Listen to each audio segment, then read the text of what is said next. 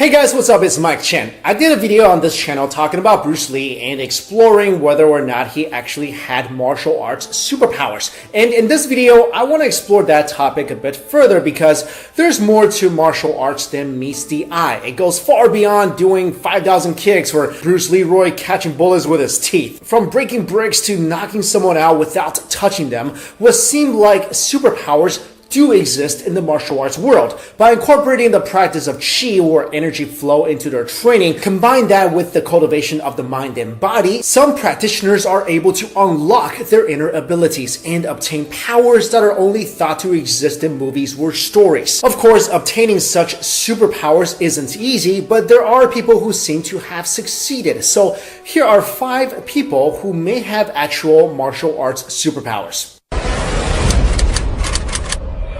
The first person I'm going to talk about is probably one of the most well-known martial artists in Chinese history. His name is Zhang Sanfeng. Zhang Sanfeng was a Taoist priest who is best known for creating the Wudang clan, no, not these guys, and inventing Tai Chi Quan, a soft internal martial arts form that does not use muscle power as a primary source of movement, instead focusing on internal power. Zhang was a legendary Taoist priest whose life spanned the Song, Yuan, and Ming dynasties, and according to historical records, he lived between 1242 and as late as the 1400s. Zhang was said to be 7 feet tall with a crane's posture and whiskers as hard as spearheads. He was said to be a simple man and wore his Taoist robe all year round. Zhang Sanfeng was a healer, priest, and sage, and was a former Shaolin monk. After escaping all the people who tried to seek him out for his healing skills and secrets to his longevity, Zhang reached the Wudang Mountains in order to cultivate and achieve enlightenment.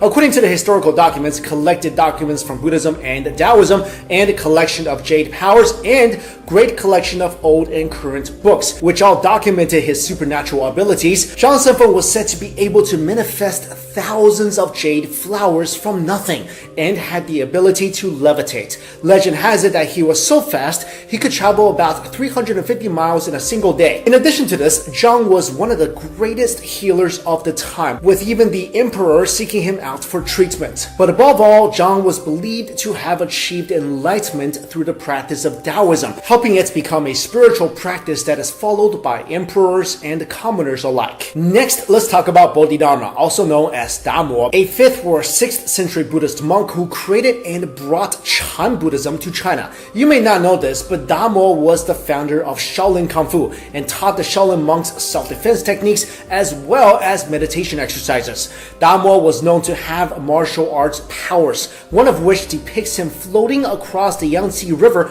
on a mere stalk of reed grass. There are many historical accounts of Damo's supernatural abilities, some of which include him facing a cave wall for 9 years, and not only did he not speak the entire time, he also did not eat or drink. It was said that he sat there for so long, his shadow was actually imprinted onto the stone walls of the cave. The third person or people we're talking about on this list are the Shaolin monks, who were originally the disciples of Damo and are now widely known and popular throughout the world, and apparently also in a galaxy far, far away, if you believe that the Jedi were inspired by the Shaolin monks.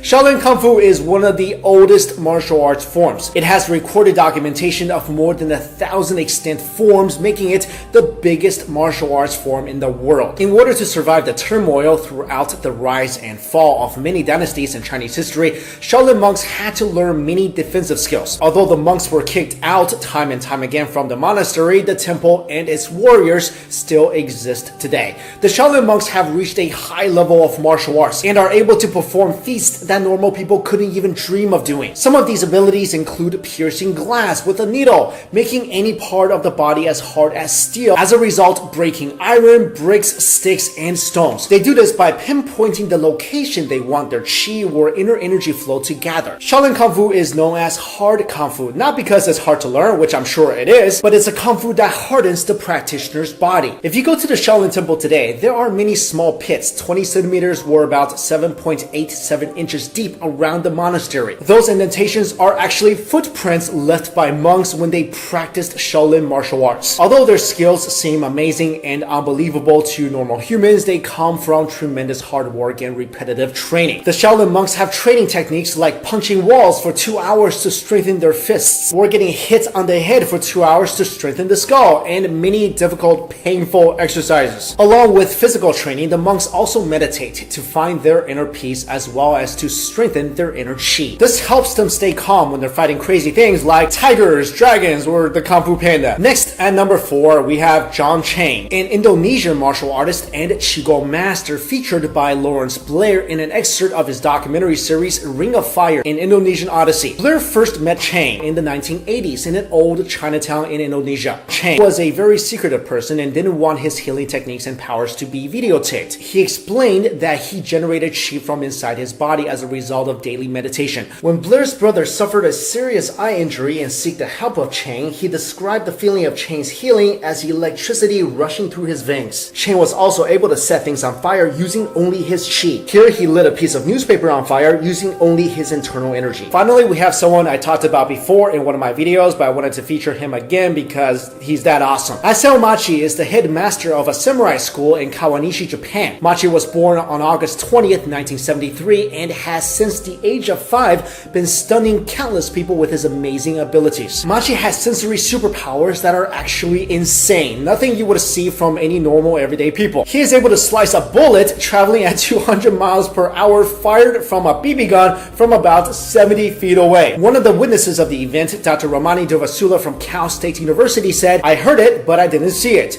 She also said that this is about processing at an entirely different sensory level because he's not visually processing this. I love this topic so much because I don't know about you guys, but I grew up on old kung fu movies and TV series, and when I was a kid,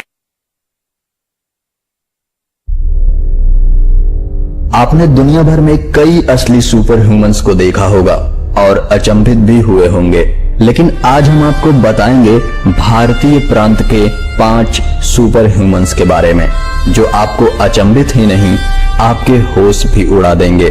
hello दोस्तों, मैं हूं आपका दोस्त सूरज और आप सभी का स्वागत करता हूं मिस्टीरियस हिंदी में।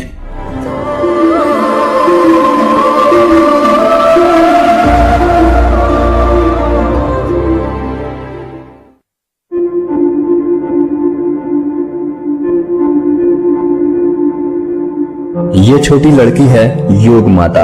योग माता का दावा है कि वो आंख बंद करके भी आसपास की चीजों को देख सकती हैं।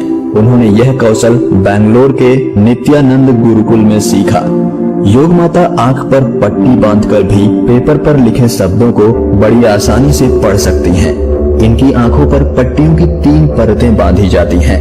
इसके बावजूद भी वो गेम को बखूबी खेल जाती हैं और आसपास के लोगों को पहचान सकती हैं। तीसरी आंख होने का दावा करने वाली योग माता कई बार अपने कौशल का प्रदर्शन कर चुकी हैं।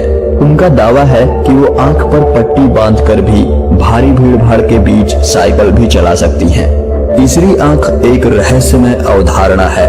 ऐसा माना जाता है कि जिसके पास तीसरी आंख से देखने का कौशल है, वो अपने दोनों आंखों के बिना भी अपने सारे काम कर सकता है।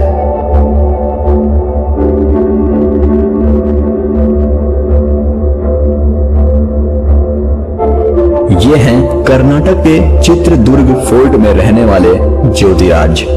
ज्योतिराज के रूप में भारत को अपना देसी स्पाइडरमैन मिला है। ज्योतिराज बिना किसी परेशानी या फिर सहायता के किले की दीवार पर चढ़ जाते हैं। उनके इस अनोखे और साहसपूर्ण कारनामे को देखने के लिए भीड़ इकट्ठी हो जाती है। जब ज्योतिराज हाथ के बल दीवार पर चढ़ने लगते हैं तो दर्शकों की आंखें फटी की फटी रह जाती हैं।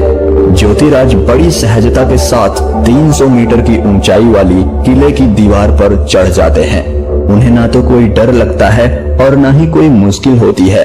किले में आने वाले पर्यटकों के लिए ज्योतिराज एक हैरानी और जिज्ञासा का विषय बन गए हैं। कोई भी यह समझ नहीं पाता कि इतनी ऊंची दीवार पर बिना किसी परेशानी या सपोर्ट के कोई आम व्यक्ति चढ़ भी कैसे सकता है।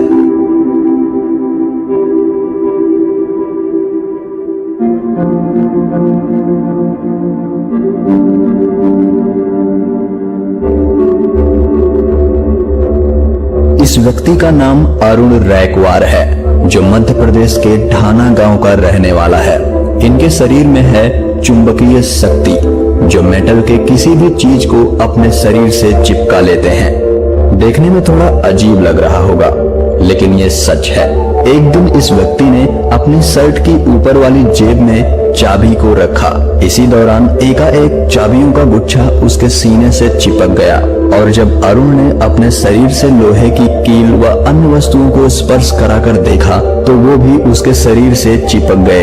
ये देखकर वो हैरान रह गया और अपने परिवार को ये बात बताई। धीरे धीरे यह बात पूरे इलाके में फैल गई। अरुण के शरीर से कील, चाकू और चम्मच आदि ऐसे चिपक रहे हैं मानो उसके शरीर के अंदर कोई चुंबक हो। इस समस्या के लिए अरुण ने डॉक्टरों से भी संपर्क साधा, लेकिन डॉक्टरों ने कहा उन्होंने ऐसा मामला पहली बार देखा है। आसपास के क्षेत्रों के लोग इसे चमत्कार मान रहे हैं। साथ ही अरुण को देखने के लिए रोजाना लोगों की भीड़ जुटी रहती है।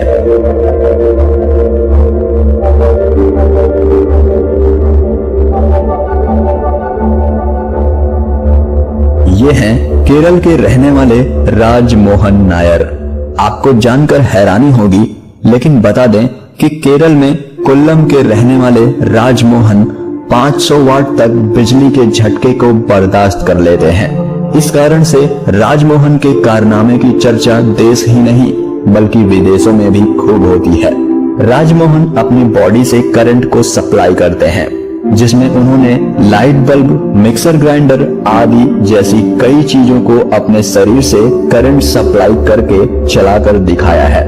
हिस्ट्री चैनल के प्रमुख reality show stainless super humans में भी राजमोहन अपना परफॉर्मेंस दिखा चुके हैं। इस शो में उन्हें इलेक्ट्रोमैन के नाम से इंट्रोड्यूस कराया गया था।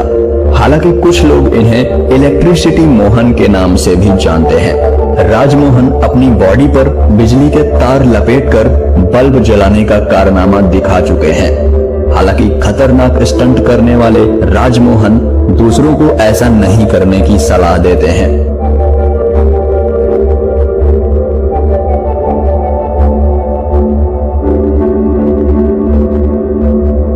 ये वीडियो है नेपाल के एक साधु की, जिनका कोई परिचय नहीं है।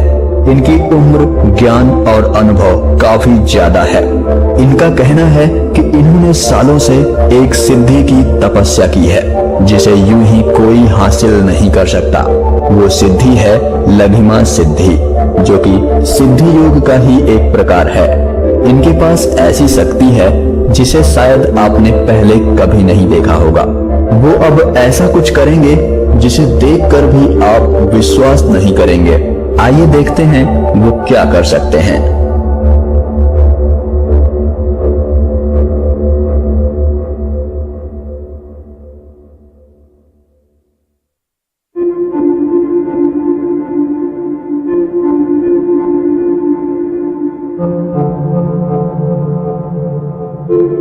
है ना एकदम कमाल। ये है असली शक्ति जो सालों से तप करने के बाद इन्हें मिली है। ये है लघिमा सिद्धि का कमाल। लघिमा को इंग्लिश में लेविटेशन कहा जाता है।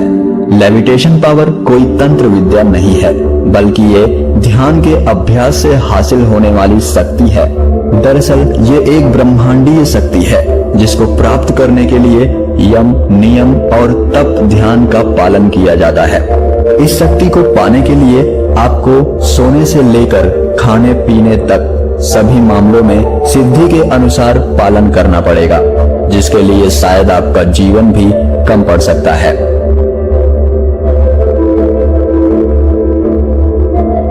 दोस्तों, वीडियो कैसा लगा हमें कमेंट में जरूर बताएं।